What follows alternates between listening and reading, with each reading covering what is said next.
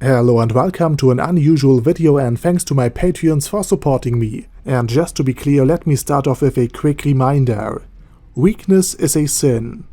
And I'm no sinner. With that said, this year the YouTube apocalypse is going off crazier than usual. Brief recap. The FTC fined YouTube for collecting data of children under 13 years of age.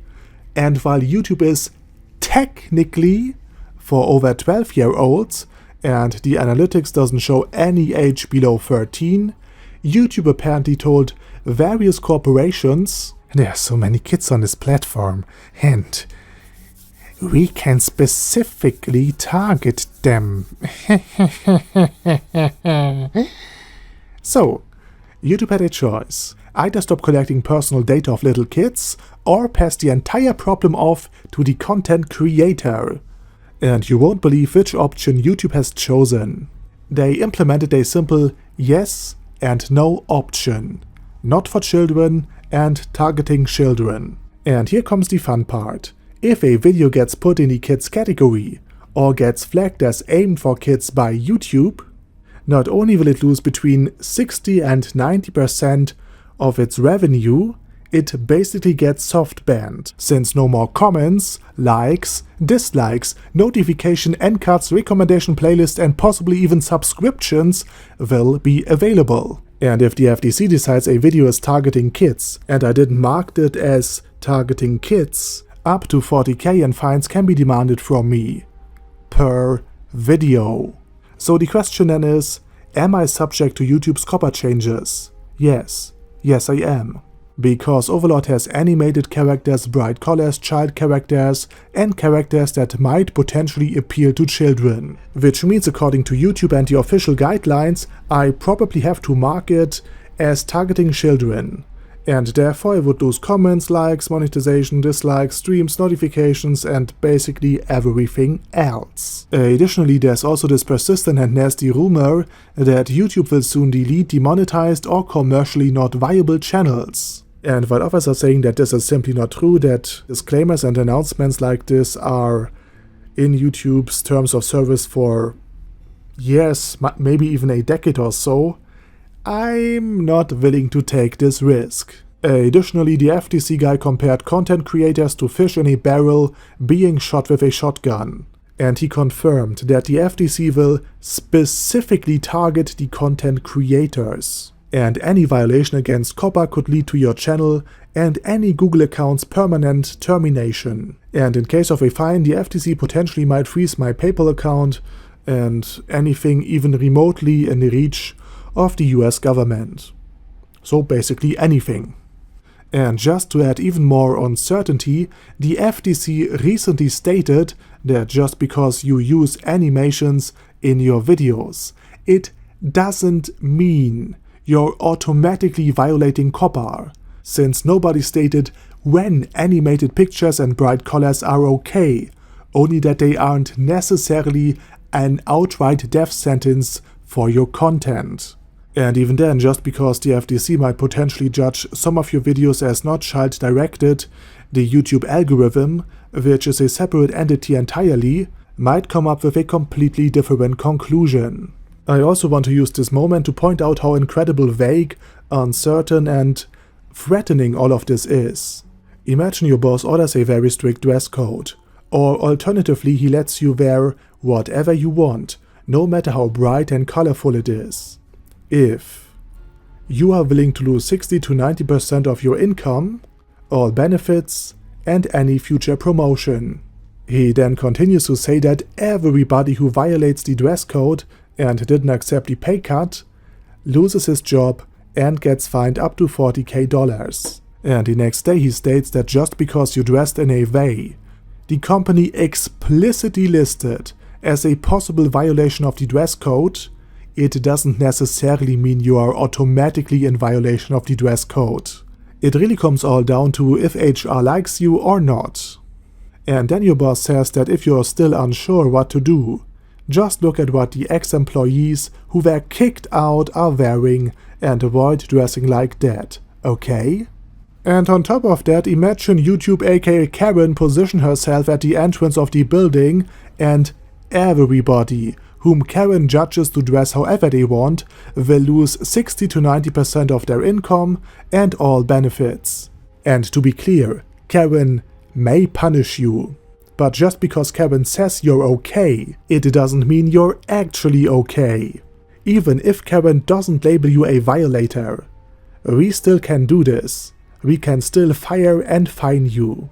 And with that said, have a nice and productive workday. This is more or less how everything works out for me right now. And this is some Orwellian level of Kafkaesque shit right here. It puts all the responsibility on the creator, including being somehow responsible for YouTube collecting the data of children, for the vagueness and broadness of all of the terms used, the lack of any precedent, and the potentially wrong decisions made by YouTube's glorified random number generator, aka the algorithm. And again, even though I'm not in the United States, it doesn't mean I'm immune to Coppa or YouTube's algorithm. And again, as I said, I probably qualify for multiple indications of child-targeted content, for example animated characters and bright colors. And again, while the FTC recently stated that just because you use animated characters or bright colors, you don't automatically fall under Coppa, to me it is nothing to count on. It's, in my opinion, probably akin to a police officer that could let you go off with a warning, but you can't demand that he has to do it. So the question then is, am I taking the risk that some flip phone, unaware old boomer correctly categorizes my videos as not child-directed 100% of the time? No. And again, even though the FTC might leave me alone, the YouTube algorithm might have different ideas. But as I said before, weakness is a sin, and I'm no sinner. Stop pointing at my browsing history, Mr. FBI guy! And therefore I basically made a pro-gamer move. I played some serious 4D chess in order to preserve my channels and the ability to make Overlord videos despite all of the vague laws and regulations. As a first step, I have to make all of my videos Coppa compliant. And since I still have the original unedited files for almost all of my videos, I can remove all animated pictures, aka all pictures, and re-upload them as audio files to this channel. So starting right now, I will upload one audio-only Overlord video as backup to this channel every day. And if the FTC, after getting flooded with public comments, somehow decides to change Coppa or implement some sort of reliable, and I stress this again, reliable online checkup tool, whether or not my videos are child-targeted, then nothing will change, except that the audio-only videos will once again disappear. But if nothing changes, then I will have to delete every video that uses animated content to be safe. Second of all, I will have to use a different visual presentation for my new Overlord videos in January. And the new videos will also appear on this channel every Monday and Friday, if my real life somehow allows it. And just to be sure that you understand, they won't be audio only. I will visualize them differently. In the event of the worst case scenario, everything that changes for you is that the new videos will get a different kind of visualization and a different thumbnail, and that my old videos will be audio only, unless it's something akin to my Overlord world map overview.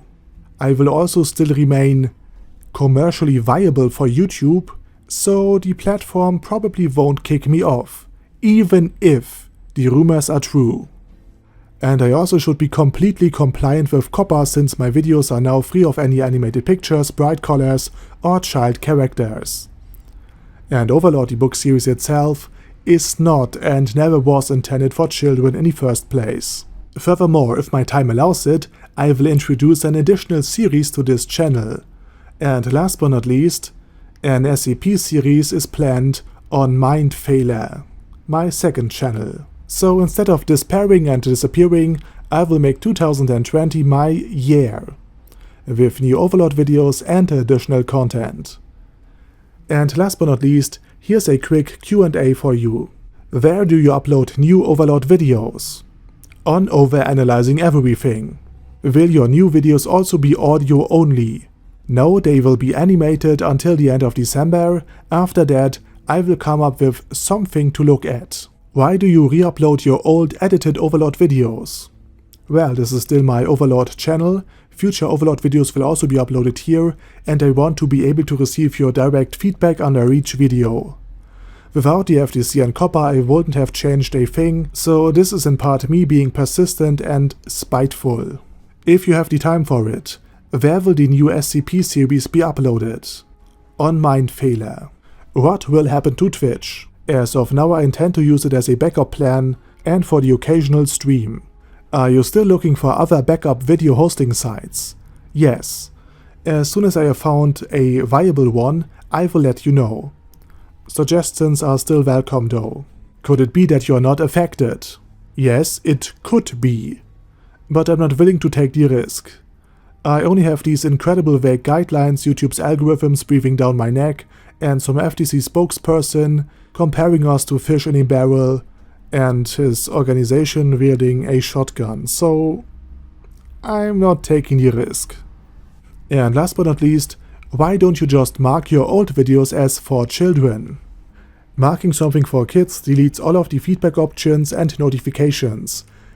And while YouTube's algorithms are able to tell that the negative clicks from deleted videos are not a reduction in audience engagement, I have no confidence that the sudden deactivation of likes, recommendations, notifications and basically everything else won't also affect my other videos, who might or might not show up in your feed, regardless if they are for children or not.